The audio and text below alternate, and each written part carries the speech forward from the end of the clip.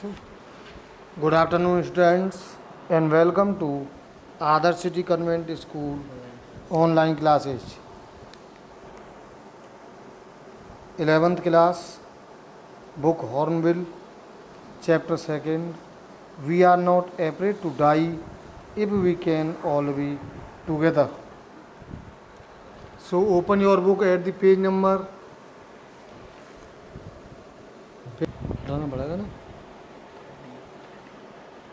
So open your book at the page number 13. In July 1976, my wife Mary, son Johnson,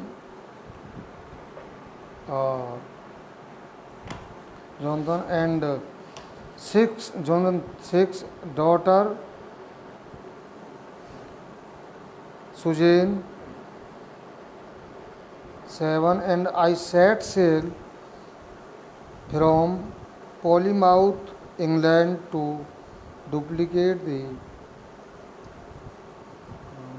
round the world voyage made 200 years earlier by Captain James Cook.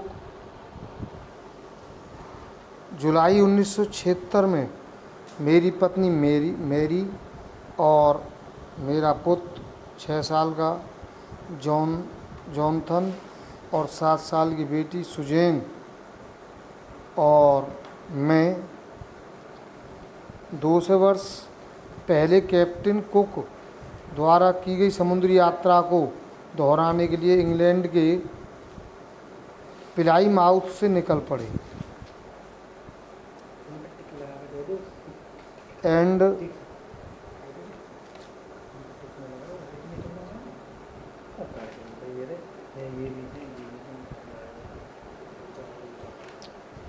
for the longest time, Mary and I, a 37 years old businessman by Captain James Cook, for the longest time, Mary and I, a 37-year-old businessman, had dreamed of sailing in the wake of the famous explorer, and for the past 16 years, we had spent all our leisure time owning our seafaring skills in British waters. Water means समुद्र.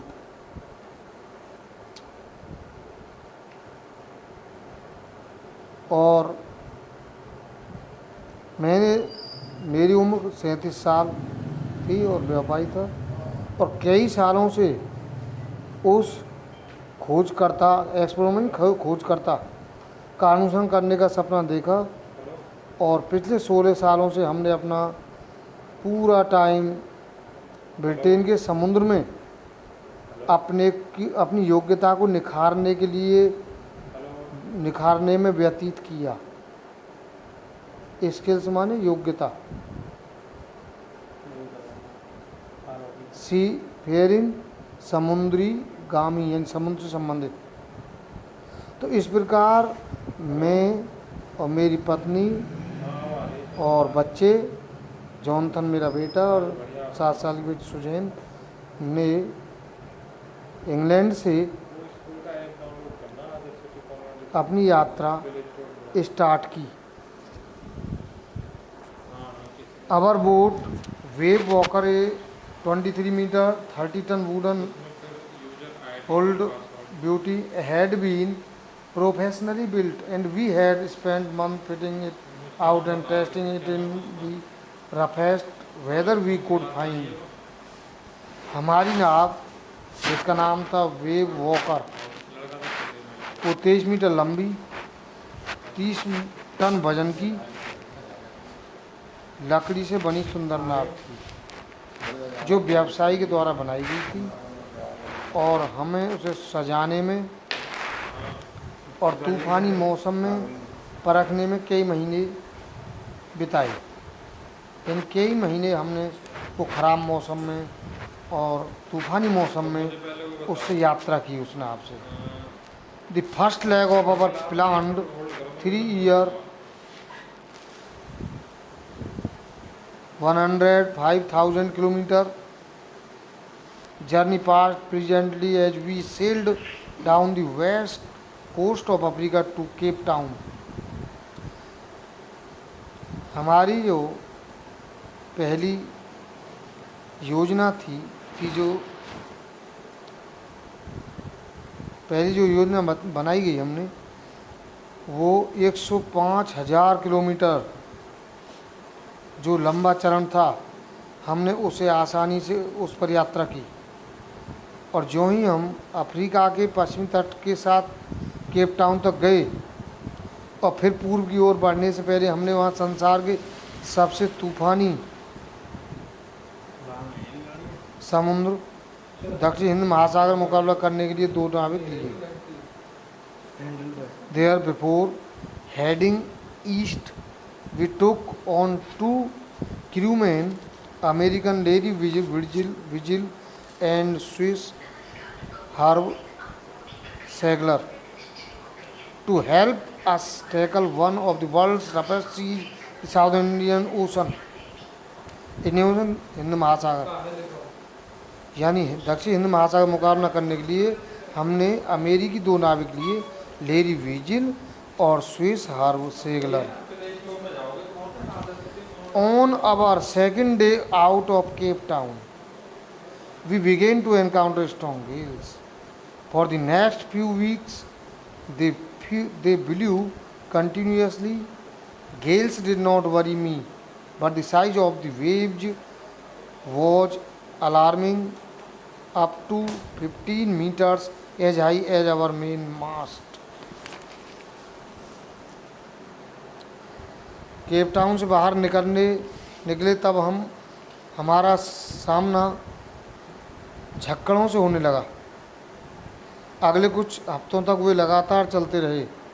मुझे झक्कड़ों में कोई दिक्कत नहीं थी, केवल लहरों के आकार की चिंता थी, जो लगभग 15 मीटर हमारे मुख्य मस्तूल जितना ऊंचा था, इतनी ऊंची उठ जाती थी। मस्तूल कहते हैं जहाज़ में लगा एक लंगर होता है, और वेव यानी कि लहरें उस मस्तूल तक ऊपर उठ जाती थी। December 25 found us 3,500 kilometers east of Cape Town.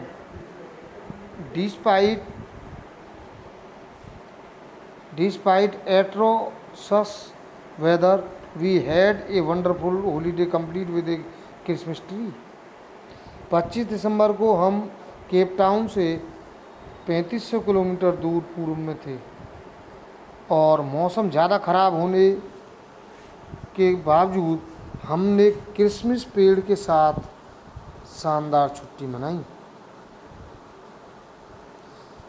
New year's day saw no improvement in the weather, और अगले दिन भी हमने कोई सुधार नहीं देखा मौसम में, but we reasoned that it had to change soon. परंतु हमारा ये विचार था, ये तर्क था कि ये मौसम जल्दी बदलेगा, और and it did change for the worse, और ये बदला भी, परंतु और ज़्यादा खराब हो गया।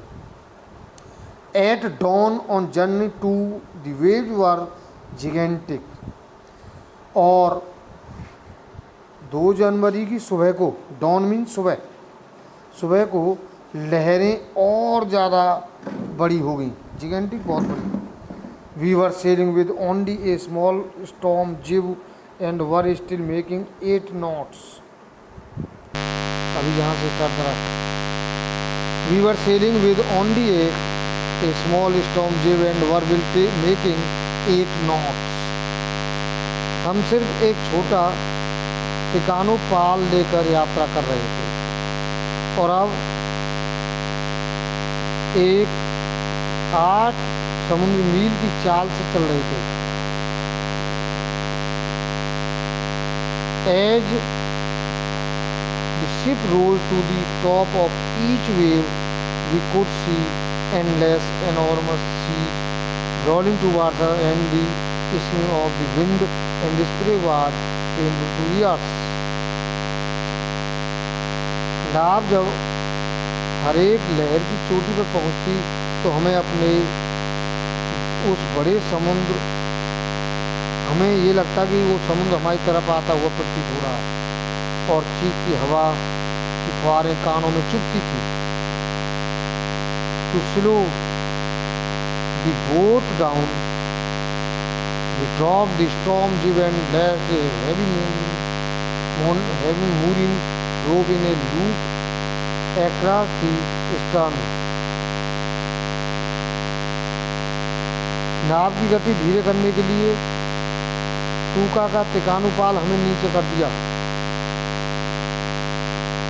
और नाव को बांधने के लिए भारी रस्सी का फंदा नाव के पीछे के भाग से बांध दिया।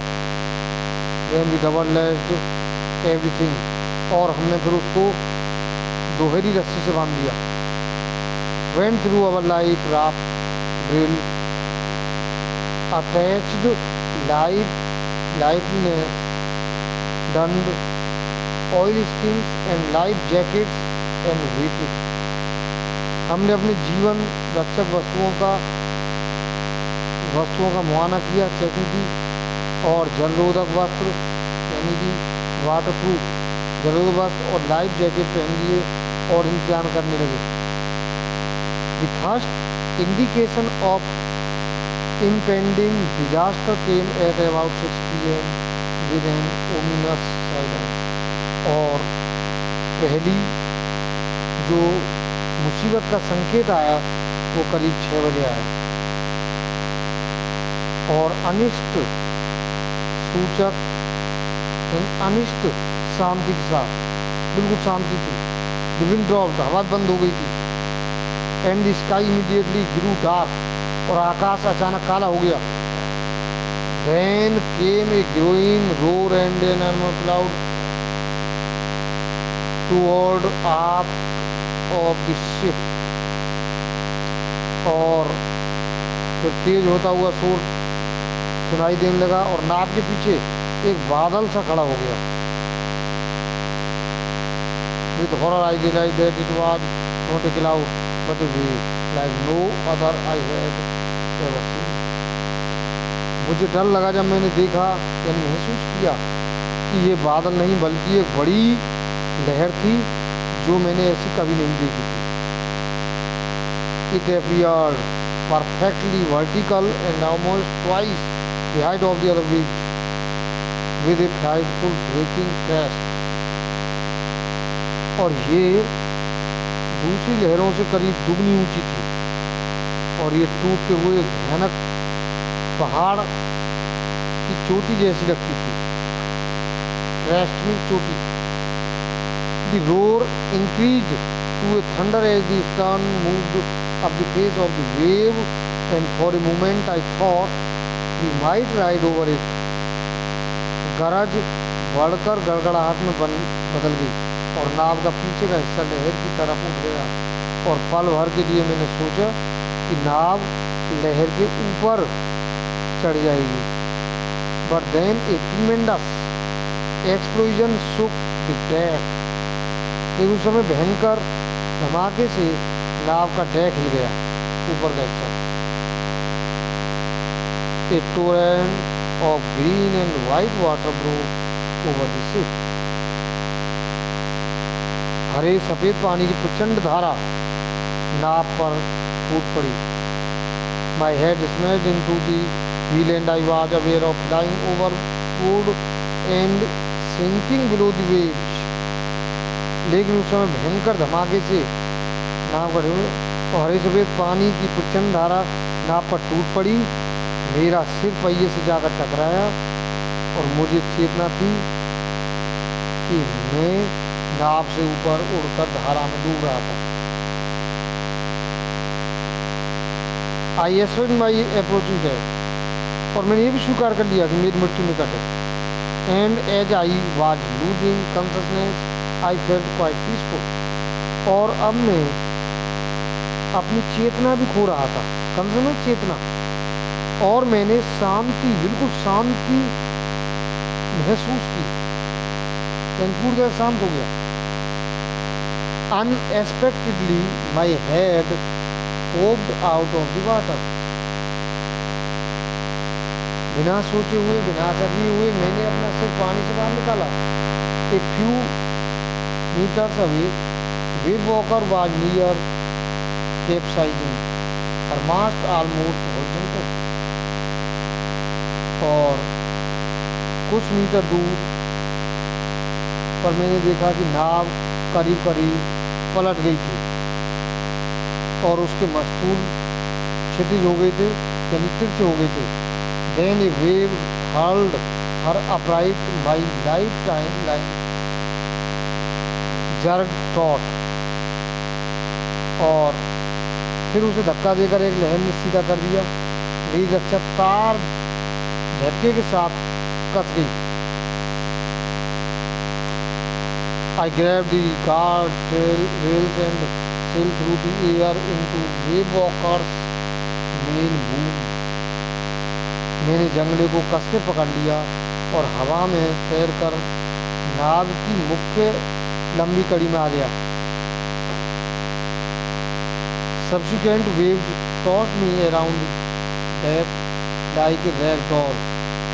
और उसके बाद कपड़े की गुड़िया की तरह लहरों ने मुझे डेक पर धकेल दिया. My left ribs cracked. और मेरी बाईं तरफ की पसली टूट गई. My mouth filled with blood and broken teeth. और मेरा मुंह खून से भर गया. Somehow I found the wheel, lined up the stern for the next wave and hung on. किस तरह मैंने पहिए को ढूंढा और नाव के पीछे का भाग सीधा करके पहिए को पकड़कर लटक गया. So read your book at home and next tomorrow. Thank you.